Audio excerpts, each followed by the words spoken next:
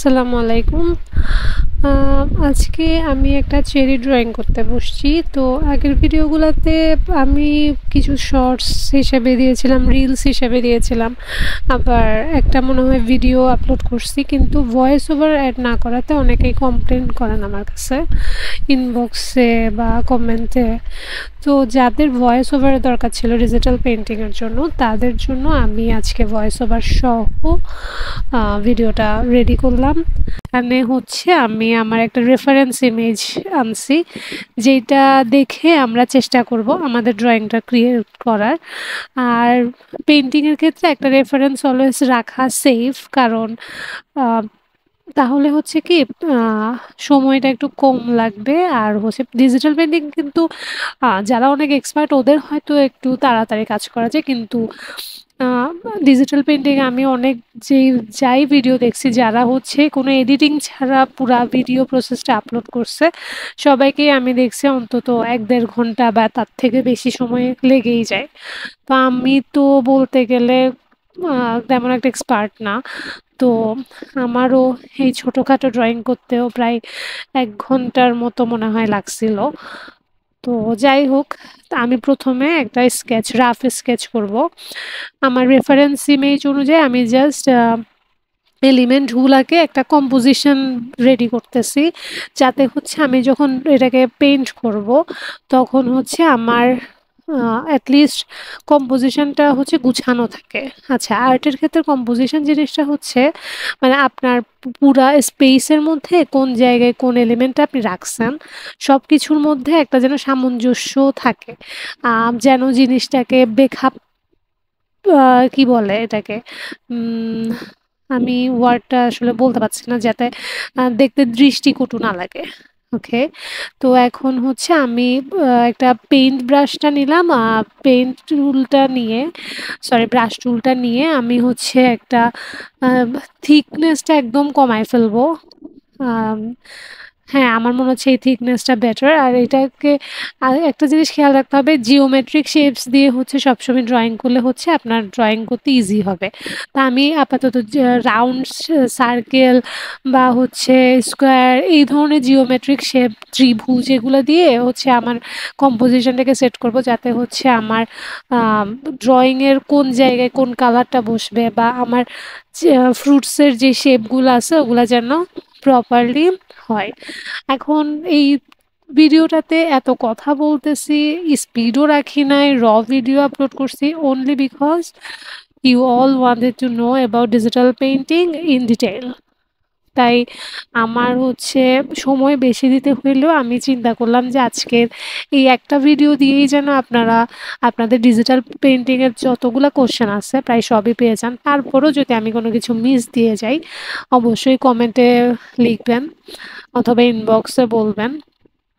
তো আমার এই রাফ স্কেচটা করার জন্য আমি একটা হট পিঙ্ক কালার নিচ্ছি। এইটা নেওয়ার কারণ হচ্ছে আমি ব্ল্যাক নিতে পারতাম, যেহেতু আমি আউটলাইন করতেছি, একটা রাফ স্কেচ করতেছি। এটার জন্য আমি চাইলে একটা ব্ল্যাক কালার নিতে পারতাম, কিন্তু আমি নেই নাই, কারণ আমার ফ্রুটে অলরেডি ব্ল্যাক টাইপের শেডগুলো আছে, ডার্ক শেড আছে, লাইট শেড আছে। তো একটু মানে একটু ভাইব্রেন্ট কালারগুলো নিলে হয় কি একটু দেখা যায়, যেহেতু এটা আউটলাইন হিসেবে আমি পুরা প্রসেসরটাতে ইউজ করব।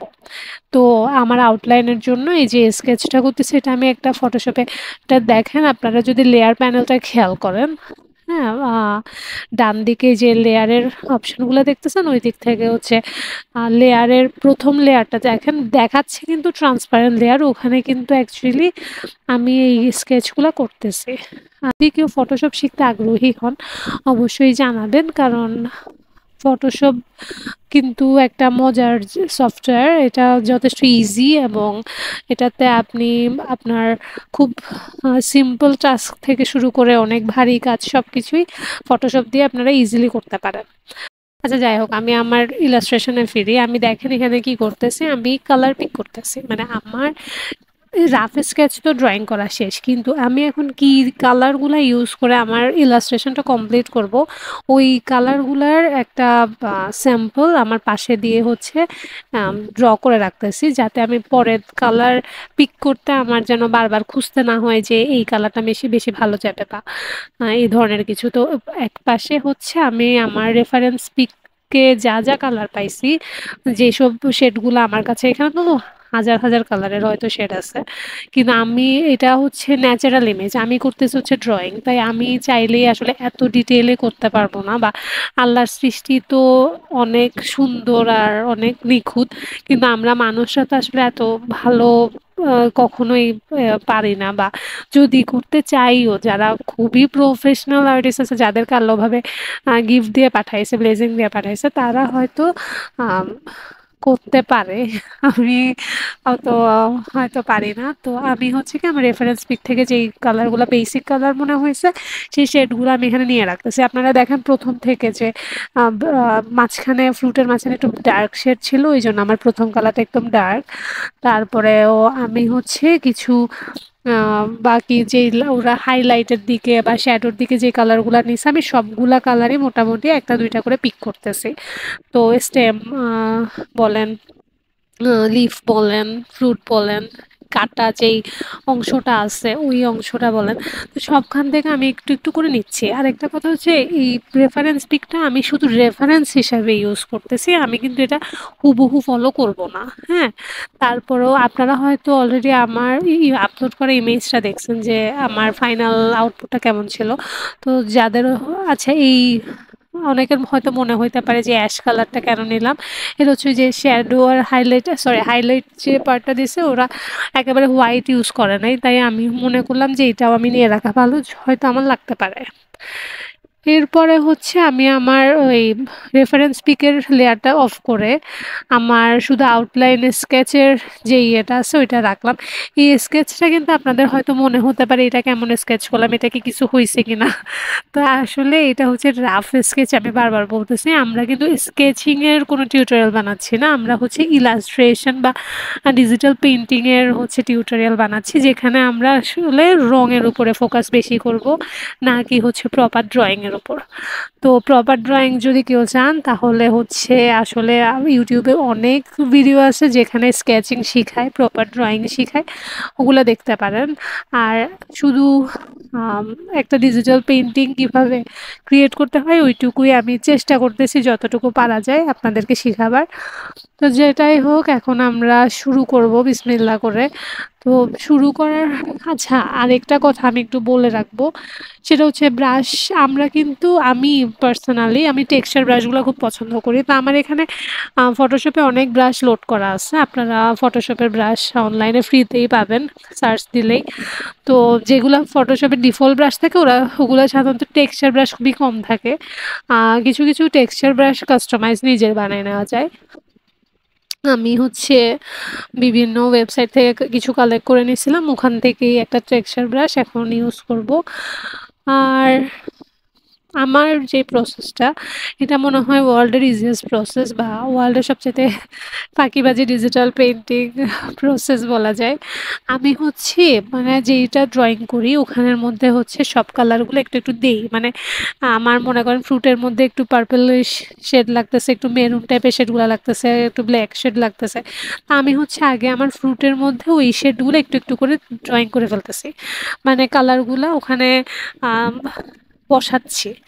পরে হচ্ছে আমি এটাকে মিক্সচার ব্রাশ টুলটা দিয়ে ওইটা ওই প্রত্যেকটা কালারকে একটার সাথে আরেকটাকে ব্লেন্ড করব। তো ব্লেন্ড করার জন্য এখানে আমি দেখেন লোড ব্রাশ থেকে মানে ক্লিন ব্রাশটা সিলেক্ট করে নিচ্ছি। মিক্সচার ব্রাশ সিলেক্ট করার পর ওই যে উপরের থেকে আমি ইয়ে করে নিলাম, ক্লিন ব্রাশ সেট করে নিলাম। আচ্ছা, এখানে একটু পার্পল শেড নিচ্ছি, কিন্তু আমার এটা রেফারেন্স পিকে ছিল না, আমার কাছে মনে হয়েছে পার্পলটা একটু ওই আমার ডিজাইনটাকে একটু, আচ্ছা এটাকে আসলে চেরি বলবো নাকি ব্লুবেরি বলবো, আমি যদিও চেরি চেরি করতেছি, মাঝে মাঝে এটাকে ব্লুবেরিও মনে হয়েছে আমার কাছে, আমি তাই ব্লুবেরির শেডগুলাও ইউজ করছি। যাই হোক, ফ্রুট আপনারা ভালো বুঝবেন হয়তো যারা রেগুলার চেরি, আচ্ছা yes, it is not a cherry, cherry তো একদম লাল হয় তাই না? আচ্ছা, আমার হয়তো এটা ভুল হয়েছে, এটা আমি ব্লুবেরির শেডগুলো ইউজ করে ফেলছি। যাই হোক, কখনো যদি আবার ড্রয়িং করি তখন এই ভুলটা শুধরাই নেব। আমি জানি না আমি কোথাও মেনশন করছিলাম কিনা যে চেরি ড্রয়িং করছি নাকি ব্লুবেরি, আল্লাহই জানে। তো এখন হচ্ছে আমি ব্লেন্ড করতেছি। আচ্ছা, এতক্ষণ আমি ভুল করে, সরি আপনাদের সাথে আমি এটা বলে রাখতেছি, আমি একটু আগে ওই যে উপর থেকে ক্লিন ব্রাশ সেট করতে মানে কোনোভাবে ওইটা লোড ব্রাশে চলে গেছিলো, ওই কালার সিলেক্ট করছিলাম। তো তো খেয়াল রাখবেন, যদি ক্লিন ব্রাশ হয় একটা রঙের সাথে আরেকটা রং মিশার সময় নতুন কোনো কালার নেবে না। কিন্তু যদি আপনি কোনো একটা কালার সিলেক্ট করেন তাহলে ওই কালারটাকে ওরা ফোকাস ধরে বাকি কালারগুলোর সাথে ব্লেন্ড করবে, মানে ওইটার প্রায়োরিটি বেশি আসবে। তো এইটা মিক্সার ব্রাশ টুল ইউজ করার সময় উপরে অবশ্যই লোড ব্রাশ, ক্লিন ব্রাশ, কোন ব্রাশ, এইসব কিছু একটু সেট করে দেবেন। Clean brush is better. তো আমি যে কালার করতেছি আমি কিন্তু পুরাটা কালার করে ফেলবো। এখন আমি এই যে হাইলাইটের জন্য কিছু জায়গা ড্র করে রাখছি না, যে এখানে একটু লাইট কালার হবে, এখানে একটু ডিপ কালার হবে, ওগুলো এখন আমি দেখবো না। আমি জাস্ট যা আছে তাই এখন ড্রয়িং করে ফেলবো। মানে কালারগুলো মিক্সচারের কাজগুলো এখন আমি করে ফেলতেছি। সব কালার যা যা আমার মনে হয়েছে যে এই ফ্রুটটাতে ভালো লাগবে সবগুলা এখানে দিয়ে দিলাম। এরপরে হচ্ছে ওগুলাকে সুন্দর করে একটার সাথে একটা ব্লেন্ড করতেছি। আমি আরেকটু লাইট শেড খুঁজতেছি। লাইট শেডের দরকার হচ্ছে আমি যাতে আমার ওই হাইলাইটের পার্টগুলোকে একটু এনহ্যান্স করে দেখাতে পারি, তাই জাস্ট আমি রংটাকে আমি বসাইতেছি যেন আমার বিভিন্ন শেডগুলোকে বললাম না আমি এখানে বসাবো, তারপর একটার সাথে একটা ব্লেন্ড করব, ওই কাজটাই করতেছি।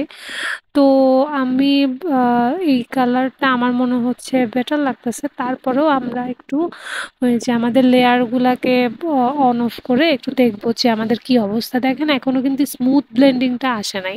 তো স্মুথ ব্লেন্ডিং এর জন্য আমরা এটাকে আরো অনেকক্ষণ ব্লেন্ড করতে হবে। তো এই জন্য আসলে ডিজিটাল পেন্টিং এর ব্যাপারগুলো একটু আহ, সময় সাপেক্ষ, একটু ধৈর্য নিয়ে করতে হয়। যাদের আসলে ধৈর্য আছে ওনারা ভালো করেন। আমরা আমার মতো যারা একটু কম ধৈর্যশীল তাদের জন্য জিনিসগুলো অনেক, যেমন আমি আজকে 6 বছর ধরে কাজ করতেছি কিন্তু আমি এখনো মানে রেগুলার ডিজিটাল পেন্টিং করি না। তারপরে আমি আরেকটু লাইট কালার, ডিপ কালার এসব কিছু ট্রাই করতেছি, যে দেখে দেখা যাক আসলে কোন জিনিসটা বেটার লাগে। তো হাইলাইটের পার্টগুলা দেখার জন্য আপনার বারবার হচ্ছে ওই যেটা কি বলে ওই আউটলাইনের লেয়ারটা একবার অন করতেছে একবার অফ করতেছে। আচ্ছা, এখানে একটা খুবই ইম্পর্টেন্ট জিনিস আছে, সেটা হচ্ছে আপনার শেপ অনুযায়ী শেডগুলা বসানোর চেষ্টা করবেন। যেখানে রাউন্ড ওখানে আপনার রাউন্ডভাবে ব্রাশের স্ট্রোকগুলা যেন পড়ে, যেখানে আপনার ফ্ল্যাট ওখানে যেন ওইভাবেই মানে শেপের সাইজ অনুযায়ী ডাইমেনশন অনুযায়ী হচ্ছে আপনার স্ট্রোকগুলা ফেলবেন তা ব্রাশের, তাহলে হচ্ছে কি জিনিসগুলা ফুটে উঠবে। আমি এখন এটা আবার আলাদা লেয়ারে রাখতেছি যাতে হচ্ছে এখন হচ্ছে আমি রেফারেন্স ইমেজটা আবার অন করে হাইলাইটগুলো আঁকবো। আর আমার অরিজিনাল যে ড্রয়িংটা ওইটা আমি হাইড করে দিছি লেয়ারটা। তো আমার এখন হচ্ছে দুইটা লেয়ার ওপেন, সেটা একটা হচ্ছে আমার রাফ স্কেচ, একটা হচ্ছে আমার রেফারেন্স ইমেজ, আর যেটাতে ড্রয়িং করতেছি সেই লেয়ারটা তো ওপেন আছেই, যাতে হচ্ছে আমি হাইলাইটের জিনিস কোন দিকে করতে হবে ওটা যাতে আমি আরো প্রপারলি বুঝতে পারি, যাতে আমার ড্রয়িংটা আরো সুন্দর হয়। এই জন্যে আসলে রেফারেন্স ইমেজ রাখাটা হচ্ছে জরুরি। কিন্তু কখনোই রেফারেন্স ইমেজকে আসলে হুবহু কপি করা উচিত না। তারপরে যেহেতু আমি শিখাচ্ছি আপনাদেরকে, আপনারা যদি আমার আগের ড্রয়িংগুলো দেখেন ওগুলো কোনোটা কিন্তু মানে রেফারেন্সের সাথে কোনো মিল নাই, শেপের বলেন রঙের বলেন কোনোই মিল নাই। কিন্তু এখানে আমি চেষ্টা করতেছি যতটুকু মিল রাখা যায় যেন আপনারা মানে একটু বেটার বুঝতে পারেন, বেটার দেখতে পারেন, বেটার শিখতে পারেন। তারপরেও আমি জানি না কতটুকু আসলে পারতেছি। তারপরে হচ্ছে এখন এটা আমি যেটা করলাম একটা যেটাকে ব্লার ইফেক্ট দিলাম এবং এটাকে এখন ব্লেন্ডিং মোডটাকে চেঞ্জ করতেছি যাতে হচ্ছে আমার অরিজিনাল ড্রয়িংয়ের সাথে আমার ওই যে হাইলাইটের পার্টটা একটু সুন্দর করে বোঝা যায়। কিন্তু আসলে আমি ব্লেন্ডিংয়ের যাই দেখতেছি আমার কাছে মনে হচ্ছে ওই লিনিয়ার যেই ইয়েটা ও লিনিয়ার ডজ আর হচ্ছে নর্মাল ভার্সনটাই বেটার। তো যাই হোক, আমার এটাকে একটু ব্লার করার পরেই কিন্তু আমি ব্লেন্ডিং মোডটা বদলাইছি, ঠিক আছে।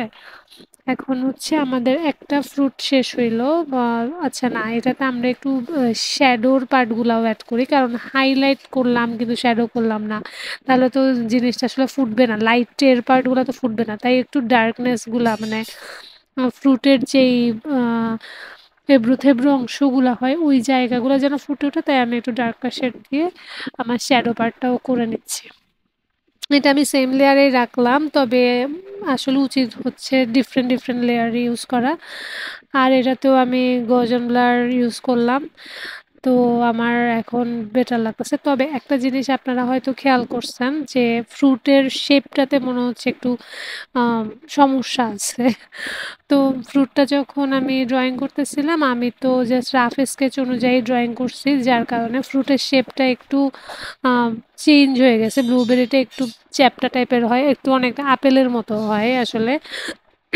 তো এখন আমি হচ্ছি সরি তো এখন আমি ওইটাকে একটু মুছে টুছে জাস্ট ঠিক করে নিচ্ছি আর কি মুছার জন্য আমি আমার ইরেজার টুল সিলেক্ট করে ওইটাতে হার্ড ব্রাশটা সিলেক্ট করে নিয়েছি তো ইরেজার টুলে কিন্তু সব রকমের ব্রাশ আসলে নেয় না তারপরেও সাধারণত ডিফল্ট ব্রাশগুলাই আসলে ইউজ করা যায় তো ওখান থেকে হার্ড সফট আপনাদের সুবিধা মতো যেটা আপনারা পছন্দ করেন সেটা নিয়ে নেবেন আমার মনে হচ্ছে হার্ড ব্রাশটা নেওয়াই বেটার তো আমি হচ্ছে হার্ড ব্রাশটা নিয়ে যেটুকু অংশ আমার মনে হচ্ছে অপ্রয়োজনীয় ওইটুকু অংশ আমি ইরেজ করে ফেললাম তো আই থিঙ্ক আমি আসলে আমার ডিজায়ার্ড শেপের অনেক কাছাকাছি চলে আসছি তারপরও আজকে আমার গ্রাফিক টেপের পেনটা অনেক ডিস্টার্ব করতেছিল তো মনে হয় অনেক বছর হয়ে গেছে বয়স্ক তাই হচ্ছে আমার টু ডিজাইনের অনেক ঝামেলা হয়েছে যেমন একটা ক্লিক করলে দেখা যাচ্ছে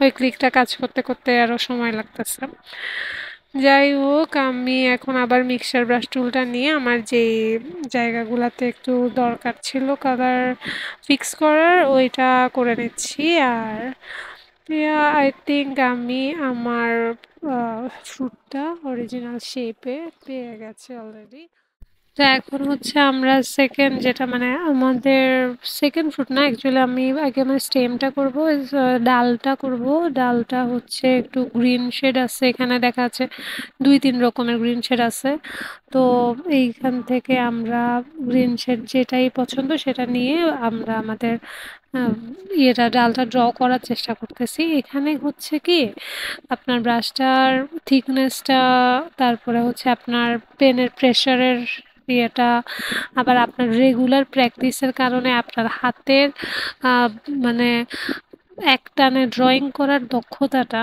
অনেক ইম্পর্ট্যান্ট তো যেহেতু আমি একেবারে রেগুলার ড্রয়িং করি না বা আমার রেগুলার প্র্যাকটিসে থাকে না তাই আমার এখন যেমন আমি যখন শিল্পকলায় ভর্তি হই তখন হচ্ছে আমাদেরকে পুরা কয়েকটা ক্লাসে শুধু এই লাইনই ড্র করাইছে শুধু সার্কেলই ড্র করাইছে শুধু বিভিন্ন রকমের শেপস ড্র করাইছে কারণ ওই যে হাতে যেন আমাদের ব্যালেন্স স্মুথ হয় তো যারা আর্টিস্ট ওনাদেরকে সবসময় এই জিনিসগুলো প্র্যাকটিসে রাখতে হয় যেন রেগুলার লাইন আঁকতে হয় রেগুলার বিভিন্ন রকমের সার্কেল আঁকতে হয় যাতে হচ্ছে হাতের বেন্ডিংয়ের যে ইয়েগুলা ওগুলো যেন স্মুথ থাকে যাই হোক আমি কয়েকবার ট্রায়াল অ্যান্ড ইরোরের পর অবশেষে মনে হচ্ছে আমার সুন্দর একটা বোটা ওই যেটা কি বলে ডাল আঁকতে পারছি তো আমার চেরি বলি বা আমার ব্লুবেরি বলি আমার ইয়েটার অনেকটাই মনে হচ্ছে পারফেক্ট হয়েছে এখানে আমি চেষ্টা করছি আমার 2-3টা শেড দেওয়ার জন্য যেন হচ্ছে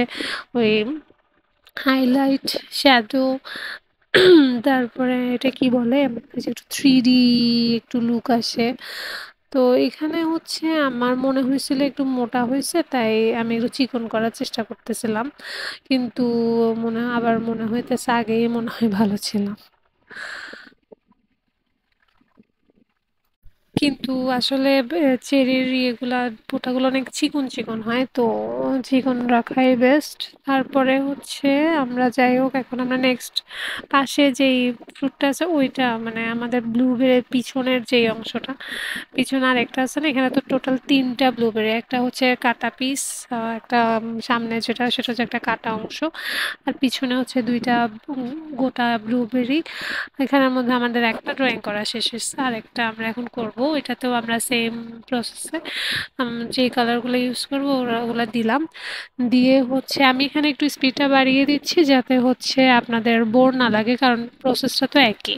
তো আপনারা দেখতে থাকবেন আর হচ্ছে বুঝে নেন আর কি, আপনারা আশা করি বুঝবেন কারণ সব কিছু সেম, জাস্ট আপনার কালারগুলো ইনপুট দিলাম। এই শুধু খেয়াল রাখতে হবে যে আপনার যে রেফারেন্স পিক থেকে যে কালারগুলো নিচ্ছে ওগুলাই যে ইউজ করতে হবে তা না, একটা আপনার ওই ফ্রুটের আরও বিভিন্ন ভার্সান আপনারা দেখবেন, দেখে আপনারা বুঝতে হবে যে আমাদের এই ফ্রুটের জন্য প্রপার কালার কোনগুলা। তো নিজের আইডিয়া থেকেও কিছু কিছু কালার আপনারা অ্যাড করতে পারেন।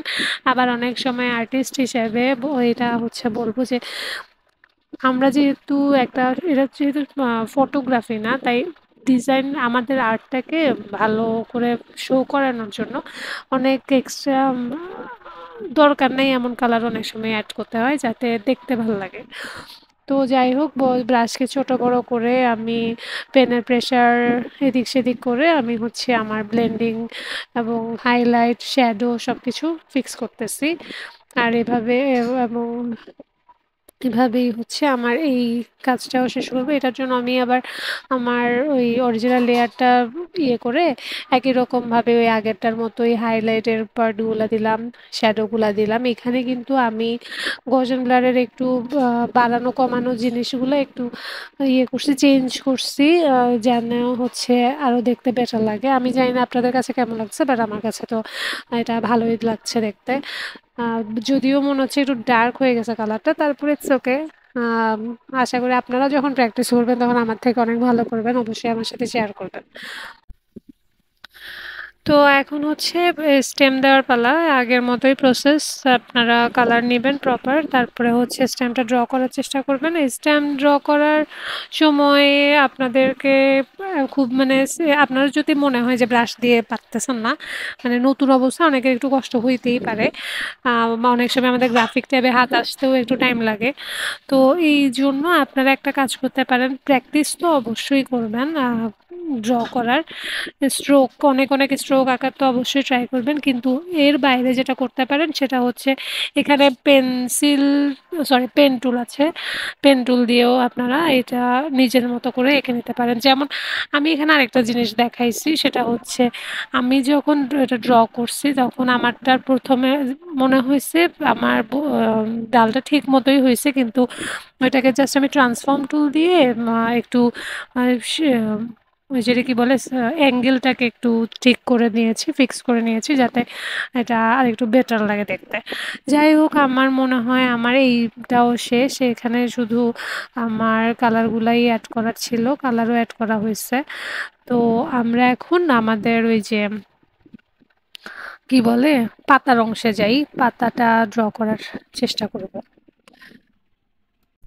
তো পাতার জন্য আমরা এখন একটা নিউ লেয়ার নিব। আচ্ছা, আমি কোনো লেয়ারের নাম দেই না, কিন্তু আপনারা চেষ্টা করবেন যে প্রত্যেকটা লেয়ারের নাম দিয়ে রাখতে, আর গ্রুপ যদি করেন আরও ভালো, যেমন ফ্রুট ওয়ান, গ্রুপ ওয়ান, তারপরে হচ্ছে ফ্রুট টু, আরেকটা মানে গ্রুপের নাম। এভাবে গুছানো থাকলে মানে পরে এডিট যদি করতে হয় তাহলে আপনাদের জন্য ইজি হবে, নয়তো আসলে ডিজিটাল পেন্টিংয়ের ক্ষেত্রে লেয়ার বোঝা কঠিন যে কোন লেয়ার আসলে কোন পার্টটা আছে। আর এখানে আমি পাতার কাজটা করার সময় ওই স্পিডটা একটু বাড়িয়ে দিলাম যাতে আপনারা দেখতে বোর না হন, কারণ পাতাটা করতে আমার বেশ সময় লাগছে, কারণ আমি বারবার কালার এটা সেটা দিয়ে দেখতেছিলাম যে কোনটা বেটার লাগে, একবার ডার্ক করতেছিলাম, একবার লাইট করতেছিলাম। তো একদম হুবহু আমি চাই নাই যে আমার ওই রেফারেন্সের ইমেজটা ইউজ করতে, আমি জাস্ট চেষ্টা করছি রেফারেন্স ইমেজের শেপটা ফলো করতে, কারণ ফ্রুটের পাতা এক একটা গাছকে চিনার উপায় হচ্ছে ওদের পাতা, ওদের ফুল, ওদের গন্ধ, ঠিক না? তো আপনি যদি আম গাছের ছবি আঁকতেছেন কিন্তু পাতা দিলেন কাঁঠাল গাছের, তাহলে তো আসলে এটা মানানসই হয় না। তাই সেই জিনিসটা খুবই ইম্পর্টেন্ট, সেটা পাতার হোক, ফ্রুটের হোক, বা হচ্ছে ওদের ডালপালার হোক। তারপরেও আমি কিছু, কিছু জিনিস অবশ্যই বাদও দিচ্ছি। যেমন আচ্ছা এখানে আমি পাতাতে শিরা, উপশিরাগুলা দিলাম না? আপনারা কিন্তু এটা ভুলে যাবেন না। এটা অবশ্যই দিয়ে দিবেন। আচ্ছা এখন হচ্ছে আমার মনে হচ্ছে পাতাটা বেশ ভালোই লাগতেছে। তো আমি এখানে পাতাটা থামাইলাম এবং আমি এবার হচ্ছে আমার ওই যেইটুকু বাকি আছে যেটা হচ্ছে কাটা অংশটা ওইটা করার জন্য রেডি হচ্ছি। তো আমি প্রথমেই আমার কালারটা পিক করে নিলাম। যদিও আমার কালার পিক করা ছিল কিন্তু তারপরেও আমার কাছে কেন জানি মনে হচ্ছে একটু ব্রাইট বা প্রপার কালার নেওয়া দরকার। কিন্তু আসলে ওরা যদি অরিজিনাল ইমেজটা একটু আপনারা পজ করে দেখেন যে ওইখানে প্রচুর কালার, মানে ফ্রুটের ভিতরে অনেক রকমের শিরা আছে, উপশিরা আছে, তারপরে বিভিন্ন রকমের টেক্সচার আছে, যার কারণে ওখানে অনেক কালারও ইউজ করা হয়, মানে অরিজিনাল ফ্রুটে অনেক রকমের রং। তো যেহেতু আমরা পেইন্ট করতেছি আমাদের এত রং আসলে আমরা নিব না বা এত ডিটেল ড্রয়িংও আমি করে দেখাচ্ছি না। তাই আমি হচ্ছে যেই কালারটাকে মনে হয়েছে বেসিক এই কালারটাই বেশি ইউজ হয়েছে, তো ওই কালারটা পিক করে জাস্ট আমি শুরু করলাম আমার ড্রয়িং। এরপরে হচ্ছে একটু বাহিরের অংশটা যদি দেখেন এখানে হচ্ছে একটু ডার্ক কালার আর মাঝখানের অংশটা মানে কাটা অংশটা হচ্ছে লাইট কালার। তো ব্রাইট রেড আর হচ্ছে বাহিরে হচ্ছে ডার্ক রেড ইউজ করা হয়েছে। তো এটাই আমি নিয়ে নিলাম। কিন্তু আপনারা চাইলে ওই যেটা আমরা কালার ইউজ করছি আসলে ওইটা ইউজ করাই মনে হয় আমার জন্য বেটার ছিল, কিন্তু এখানে আমি কেন জানি এই রেডটা ইউজ করতেছি বুঝতেছি না। পার্পেল যেহেতু আমরা বাকি দুইটা ফ্রুটের বাহিরে পার্পেল টাইপের শেড ইউজ করছি, তো আমার এই কাটা অংশটাতেও একটু পার্পেলের শেড রাখা উচিত ছিল। আমি আশা করতেছি পরবর্তীতে আমি অ্যাড করে নিব। তো আচ্ছা আমি আগে এইটাকে কন্টিনিউ করি। আমার এইটার যেই হাইলাইটেড পার্টগুলো আছে ওগুলো একটু হাইলাইট না সরি এই যেটা কি বলে ডার্ক পার্টগুলো আছে ওগুলো একটু ড্র করি। এখানে হচ্ছে মাঝখানে যেহেতু একটা বীজের মতো দেখা যাচ্ছে, তো ওই বীজটার আশেপাশে একটু কিছু ডার্ক কালারের পোর্শন আছে ওইটাকে আমি ড্র করতেছি। তো এটার জন্য ব্রাশটাকে চিকন করতে হবে, মোটা করতে হবে। এইগুলা হচ্ছে আপনারা যখন বারবার প্র্যাকটিস করবেন তখন আপনারা বুঝে যাবেন যে কখন ব্রাশকে ঠিক করতে হবে, কখন থিন করতে হবে। তারপরে হচ্ছে আমি হচ্ছে এখানে কিছু যেহেতু আমি টেক্সচার ব্রাশ ইউজ করতেছি, তো টেক্সচার ব্রাশের সবচেয়ে মজার ব্যাপার হচ্ছে কি টেক্সচার মানে জাস্ট একটা ক্লিক করলেও টেক্সচারটা অনেক সুন্দর করে ফুটে ওঠে। তো যাই হোক আমি ভাবছিলাম একটু সাদা টাইপের টেক্সচারগুলো ইউজ করব, কিন্তু মনে হচ্ছে একদম সাদা দেওয়াটা ঠিক। তাই হচ্ছে এখন যেহেতু সাদাটা একেবারে ভালো লাগতেছে না তাই আমি একটা লাইট ভার্সনটা নিলাম। আর এখানে আরেকটা জিনিস দেখেন আমি এই স্মুথ ব্রাশটা দিয়ে মানে আমার মিক্সার ব্রাশ দিয়ে একটু ড্যাব ড্যাব করে আমার ডার্ক কালারগুলোকেও চেষ্টা করলাম যে একটু আমার ইয়ের সাথে ব্লেন্ড করে দিতে, অরিজিনাল কালারটার সাথে দেখতে এখন আরেকটু বেটার লাগতেছে।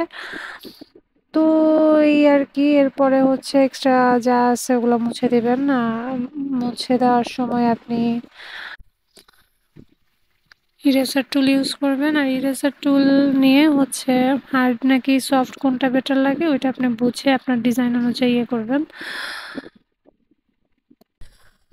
আর লাস্টলি আমি হচ্ছে এখানে যেটা করলাম সেটা হচ্ছে আগেরটার মতোই কিছু হাইলাইট এক্সট্রা ইউজ করে ওইখানে একটু ব্লারটার করে দিলাম আর কি।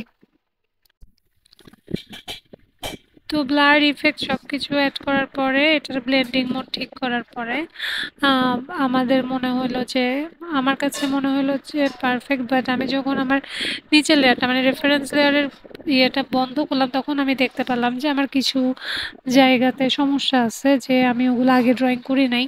তো ওগুলাই এখন আমি জাস্ট ফিক্স করে দিচ্ছি। আমার যে সাদা অংশগুলো ওগুলো আমি আমার একটা পার্পেলিশ টোন দিয়ে ভরিয়ে দিচ্ছি। আর এই সুযোগে আমি যেটা করলাম সেটা হচ্ছে আমার এই কাটা অংশের পিছনের অংশ যেটা আমি একেবারে মেরুন টাইপের রাখছিলাম ওইটাতে এখন একটু পার্পেলিশ টোনটা এনে আমার বাকিগুলার ফ্রুটসের সাথে যাতে একটু সামঞ্জস্য থাকে ওই কাজটা করলাম। তবে আমার কাছে মনে হচ্ছে এখন দেখে, কারণ আমি তো এটা রেকর্ডেড ভিডিওতে ভয়েস আউট করতেছি, তো এখন যখন আমি ভিডিওটা দেখতেছি আমার কাছে মনে হচ্ছে যে এখানে নিচে দিয়ে একটু হাইলাইট অ্যাড করা উচিত ছিল এই নিচের অংশটাতে, তাহলে হচ্ছে এটা আর একটু ফুটে উঠতো।